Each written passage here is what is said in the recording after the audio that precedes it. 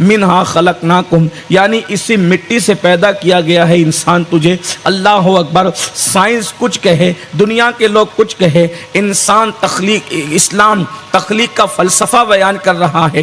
انسان تجھے مٹی سے پیدا کیا ہے. اللہ اکبر. مولا تیری عظمتوں پہ قربان. انسان کو بار بار سبق دہرایا جا رہا ہے, پھولا ہوا سبق یاد دلایا جا رہا ہے. اسی مٹی سے تجھے پیدا کیا گیا ہے, اسی مٹی سے تجھے پیدا کیا گیا ہے. بتائیں جو انسان مٹی سے پیدا ہوا وہ علم پر گھمنڈ کیسے کر سکتا ہے؟ جو انسان مٹی سے پیدا ہوا وہ نسب پر غرور کیسے کر سکتا ہے؟ جو انسان مٹی سے پیدا ہوا وہ عبادت پر غرور کیسے کر سکتا ہے؟ جو انسان مٹی سے پیدا ہوا وہ حسن و جمال پر غرور کیسے کر سکتا ہے؟ اگر اتنی ہی بات کہہ کر قرآن خاموش ہو جاتا تو بھی بہت بڑی بات تھی, لیکن اللہ اکبر قرآن یہ کہہ کر خاموش نہیں ہوتا, بلکہ قرآن یہ کہتا ہے منہا خلقناکم, اسی مٹی سے تمہیں پیدا کیا گیا. اور اس کے بعد پھر قرآن کہتا ہے وفیہا نعیدکم, دوبارہ اسی مٹی میں تمہیں ملا دیا جائے گا. یعنی تیرا ٹھکانہ تو مٹی سے اٹھا ہے اور پھر مٹی میں تجھے ملا دیا جائے گا. اور تیسری بات پھر قرآن کہتا ہے ومنہا نخرجکم تارۃ اخری, اور اس کے بعد پھر تیسری مرتبہ اسی مٹی کے ساتھ, اسی مٹی سے تجھے اٹھایا جائے گا. یعنی اسی مٹی سے پھر تجھے اٹھایا جائے گا, مٹی میں ملا کر پھر مٹی سے اٹھایا جائے گا.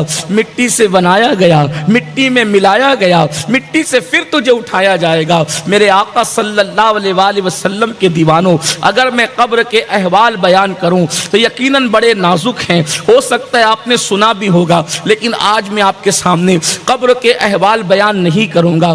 آج میری گفتگو کا عنوان وَمِنْهَا نُخْرِجُكُمْ تَارَةً أُخْرَى, کہ اسی مٹی سے تمہیں اٹھایا جائے گا. یعنی ایک دن ہے جسے میدان محشر کہتے ہیں, ایک دن ہے جسے یوم حساب کہتے ہیں. اس دن اللہ ہر انسان کو اس کی قبر سے اٹھائے گا اور لوگ اپنی اپنی قبروں سے اٹھیں گے. حضرت سیدنا معاذ ابن جبل رضی اللہ تبارک و تعالی عنہ نے ایک مرتبہ میرے اور آپ کے آقا غیب داں نبی صلی اللہ علیہ وآلہ وسلم سے پوچھا, یا رسول اللہ صلی اللہ علیہ وآلہ وسلم, ہمیں مٹی سے کیسے اٹھایا جائے گا؟ ہم کس حالت میں اٹھیں گے؟ ہم کس پوزیشن میں اٹھیں گے؟ ہماری کیفیت کیا ہوگی؟ تو میرے سچے غیب داں نبی صلی اللہ علیہ وآلہ وسلم نے فرمایا, اے معاذ تو نے بڑا مشکل سوال کر دیا.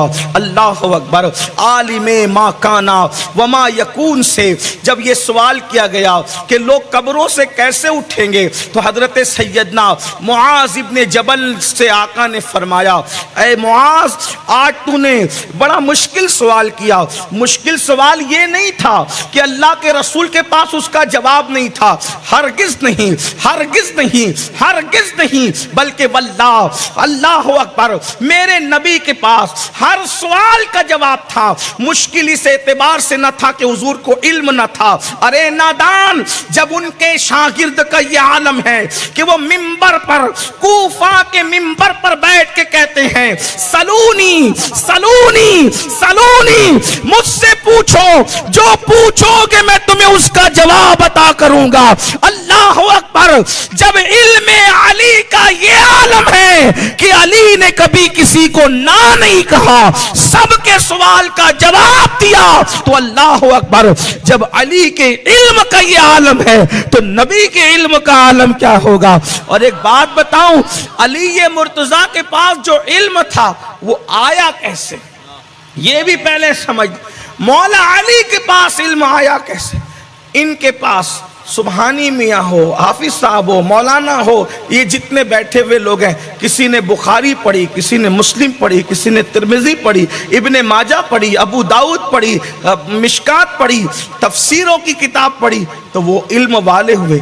لیکن جب علی عالم تھے تب تو بخاری ہی نہیں تھی, تب تو مسلم ہی نہیں تھی, بلکہ بخاری کو علم ملا علی کے صدقے, مسلم کی صحیح مسلم آئی علی کے صدقے, ہے نا.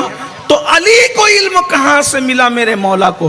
تو میں کہوں, آپ کہیں تو بات الگ ہے, وہ خود کہتے ہیں. کسی نے پوچھا آپ سلونی سلونی سلونی کرتے ہیں کہ جو چاہو مجھ سے پوچھ لو, ایسا دعویٰ کوئی نہیں کرتا. آپ کو اتنا علم آیا کہاں سے؟ تو مولا علی کہتے ہیں رسول اللہ نے مجھے وصیت کی تھی کہ حضور کو میں غسل اپنے ہاتھوں سے دوں، تو میں حضور کو وصال کے بعد غسل دے رہا تھا۔ جب غسل دیا تو رسول اللہ کی ناف کے اندر پانی جو بھر گیا، کیونکہ حضور کی جو ناف تھی وہ بالکل کٹوری کی طرح گہری تھی، ناف شریف حضور کی کٹوری کی طرح گہری تھی، تو حضور علیہ السلام کو جب استراحت کروا کر غسل دیا میں نے تو وہ ناف میں پانی آیا، پلکوں پر پانی جم گیا، بھووں پر پانی جم گیا، تو میں نے سوچا علی اس پانی کا کیا کروں، کپڑوں میں خشک کروں گا تو کپڑے میں خشک ہو جائے گا، لیکن کیوں نہ فائدہ اٹھا لیا جائے، تو میں نے کپڑوں میں خشک کرنے کی بجائے رسول اللہ کے بھووں پر جو پانی تھا اس کو اپنی زبان سے چوس لیا، پلکوں پہ جو پانی تھا اس کو اپنی زبان سے چوس لیا، اور ناف میں جو پانی تھا میں ناف پر اس لیے بہت زیادہ زور دے رہا ہوں کہ ناف میں جو پانی تھا اس کو بھی چوس لیا۔ کبھی اپنی طرح بشر کہنے والوں کی توجہ چاہتا ہوں، اپنی ناف پر ہاتھ پھیر کر ذرا ناک پہ رکھ کر دیکھنا، تب پتا چلے گا کہ تیری بشریت کی حیثیت اور اوقات کیا ہے۔ لیکن رسول اللہ کی ناف کی نظافت اور طہارت پر قربان جائیں کہ اس ناف میں جو پانی تھا اسے علی نے چوس لیا، تو میرے مولا کہتے ہیں وہ پانی چوسنے کی برکت ہے کہ خدا نے مجھے اتنا علم عطا کر دیا کہ لوگ سوال کرتے ہیں مجھ سے حجابات اٹھا دیے جا۔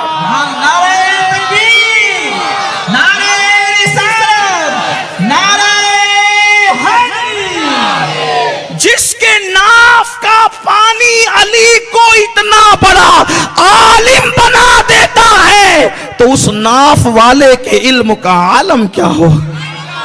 اسی لیے تو میرے امام کہتے اور کوئی غیب کیا تم سے نہا ہو بھلا، جب نہ خدا ہی چھپا تم پہ کروڑوں درود۔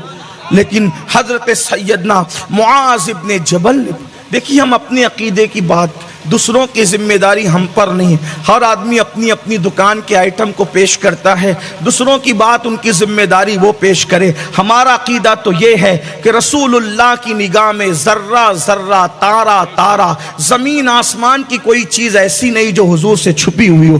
ارے نادان لوگ، نادان کہتے یہ چھپایا وہ چھپایا وہ چھپایا، میں نے کہا چندی چور تو نے اپنی طرح سمجھ رکھا ہے اللہ کو، رسول اللہ کو اپنی طرح کہتا ہے تو کیا اللہ کو بھی اپنی طرح سمجھ رکھا ہے؟ تو ماں سے دولت چھپاتا ہے، وہ اللہ ہے نادان، جس کو محبوب بناتے ہیں اس سے کچھ چھپایا نہیں کرتے۔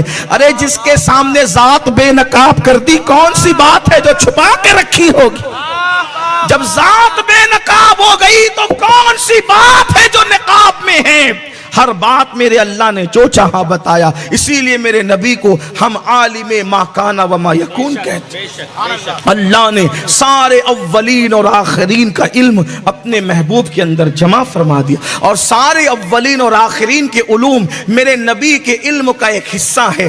کل علم نہیں، کل علم تو اللہ ہی جانے کتنا دیا، لیکن بات علم رسول پر آئی تو میں نے وضاحت کر دی، تو بات جو تھی وہ اس کی طرف چلنا ہے، توجہ آپ کی میری طرف رہے گی۔ سیدنا معاذ ابن جبل نے عرض کی، یا رسول اللہ صلی اللہ علیہ وآلہ وسلم، جب لوگ اپنی قبروں سے اٹھیں گے تو اس وقت کس پوزیشن میں اٹھیں گے، حالت کیسی ہوگی، کس حالت میں اٹھیں گے؟ تو اللہ کے سچے نبی، عالم ما کانا وما یکون، خاتم النبیین، قائد المرسلین، سید العالمین، مصطفیٰ جان رحمت صلی اللہ علیہ وآلہ وصحبہ وبارک وسلم نے فرمایا، اے معاذ تو نے بڑا مشکل سا سوال کر لیا، اور پھر اس کے بعد میرے آقا صلی اللہ علیہ وآلہ وسلم کی آنکھوں میں اس منظر کو یاد کر کے آنسو آ گئے۔ اب آپ کی توجہ چاہتا ہوں، سید العالمین، قائد المرسلین جس منظر کو یاد کر کے روئیں، اور کتنا روئے۔ حضرت معاذ ابن جبل کہتے ہیں آقا اتنا روئے، صرف آنسو دو آنسو نہیں،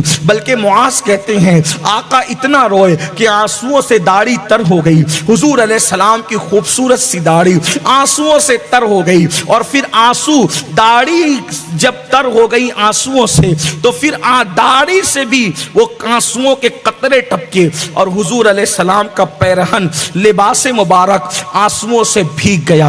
आप अंदाजा करें, लिबास जब आंसुओं से भीग जाए इंसान कितना रोया होगा, इंसान कितना रोएगा कि उसके कपड़े आंसुओं से भीग जाएंगे। आपने कभी किसी के कपड़ों को भी कभी आंसुओं से तर देखा है? ज्यादा से ज्यादा गाल भीगते हैं, ज्यादा से ज्यादा दाढ़ी के चंद बाल भीगते हैं, मगर अल्लाह अकबर हुजूर अलैहिस्सलाम कितना रोए होंगे कि हुजूर के कपड़े भीग गए। ये मैं नहीं, हजरत मुआज इब्ने जबल कह रहे हैं, हुजूर के मैंने कपड़े भीगे हुए देखे, मैंने दाढ़ी भीगी हुई देखी। अब इसके बाद आपसे पूछता हूं, जिस मंजर को याद करके शाफई यौमुन नुशूर इतना आंसू बहाए, जिस मंजर को याद करके अल्लाह के रसूल इतना रोए, अब जरा उस मंजर की तरफ चलते हैं। अल्लाह अकबर। फिर मेरे आका सच्चे नबी गैबदा नबी सल्लल्लाहु अलैहि वसल्लम ने फरमाया, ऐ मुआज, जब लोग अपनी कब्रों से उठेंगे तो वो 12 किस्म पर होंगे, यानी 12 ग्रुप उनके होंगे, 12 टोलियां उनकी होगी। 12 टोलियों के अंदर लोग अपनी अपनी कब्रों से उठेंगे, 12 ग्रुप के अंदर लोग अपनी अपनी कब्रों से उठेंगे। अब जरा ध्यान से सुनना, वो 12 कौन लोग हैं उसी पर गुफ्तगू है, और फिर अपने मन में डूब कर सोचना कौन से ग्रुप में मैं उठूंगा, कौन से ग्रुप में मैं रहूंगा। आइए मेरे आका जिस मंजर को याद करके रो रहे हैं, जरा सोचो मैं और आप किस ग्रुप में होंगे। इस महफिल में गौर करना, इसलिए कि ये इस्लाह मुआशरा की महफिलें सिर्फ सरों को जमा करने के लिए नहीं, सिर्फ रस्मी तौर पर इकट्ठा होने के लिए नहीं, बल्कि कुछ सोचने के लिए है। यहाँ सोच लो, यहाँ गौर कर लो, यहाँ आहें भर लो, यहाँ आहो बुका कर लो, यहाँ अपने बुरे अमाल पे पछता लो। वहाँ किसी को मौका नहीं मिलेगा, वहाँ किसी को चांस नहीं मिलेगा, न गिड़गिड़ाने का, न रुजू करने का, न तौबा करने का। अल्लाह के सच्चे नबी गैबदा नबी सल्लल्लाहु अलैहि वसल्लम फरमाते हैं, 12 किस्म के लोग 12 अंदाज से, 12 टुकड़ियों में, 12 कबीलों में, 12 ग्रुप में अलग अलग अपनी कब्रों से उठेंगे। फिर मेरे आका फरमाते हैं, सबसे पहले नंबर पर जो ग्रुप मेरी उम्मत का, आका फरमाते मेरी उम्मत का जो ग्रुप सबसे पहले नंबर पर अपनी कब्र से निकलेगा, उनके हाथ भी कटे होंगे, उनके पैर भी कटे होंगे। अल्लाह अकबर। दुनिया में वो हाथ वाले भी थे, दुनिया में वो पैर वाले भी थे, लेकिन जब वो अपनी कब्रों से निकलेंगे तो उनके हाथ भी कटे होंगे, उनके पैर भी कटे होंगे, और उनको मुंह के बल घसीटते हुए जहन्नम में ले जाया जा रहा होगा। अल्लाह अकबर। अल्लाह का मुनादी निदा देगा, इनको घसीट कर मुंह के बल जहन्नम में ले जा करके डाल दो। सैयदना मुआज इब्ने जबल रदी अल्लाह तबारक व तआला अन्हु ने अर्ज किया, या रसूल अल्लाह सल्लल्लाहु अलैहि वसल्लम, हमारे माँ बाप आप पर कुर्बान, आका ये बताइए ना कि जो अपनी कब्रों से हाथ पैर कटे हुए उठेंगे और उनको मुंह के बल घसीटते हुए जहन्नम में डाला जाएगा, आका उनका कसूर क्या होगा, उनकी गलती क्या होगी, ऐसा उनके साथ क्यों होगा? तो मेरे सच्चे नबी ने फरमाया, जो अपनी कब्रों से बगैर हाथ और बगैर पैर के उठेंगे, हाथ और पैर कटे हुए उठेंगे और उनको मुंह के बल घसीटा जा रहा होगा जहन्नम की तरफ, वो लोग होंगे जो दुनिया में अपने पड़ोसियों को सताते थे, अपने पड़ोसियों को तकलीफ पहुंचाते थे, अपने पड़ोसियों पे जुल्म करते थे। अब आप मुझे बताएं, अल्लाह अकबर, हम में कितने लोग हैं जो पड़ोसियों के साथ उसने सुलूक करते हैं? अल्लाह अल्लाह। अगर अल्लाह किसी को ताकत दे दे, अल्लाह किसी को दौलत दे दे, अल्लाह किसी को इज्जत दे दे, वो अपने पड़ोसियों के साथ सुलूक क्या करता है, पड़ोसियों के साथ किस अंदाज से पेश आता है? मुसलमानों, आज पड़ोसियों पे जुल्म करना कोई गुनाह ही नहीं समझ रहा है,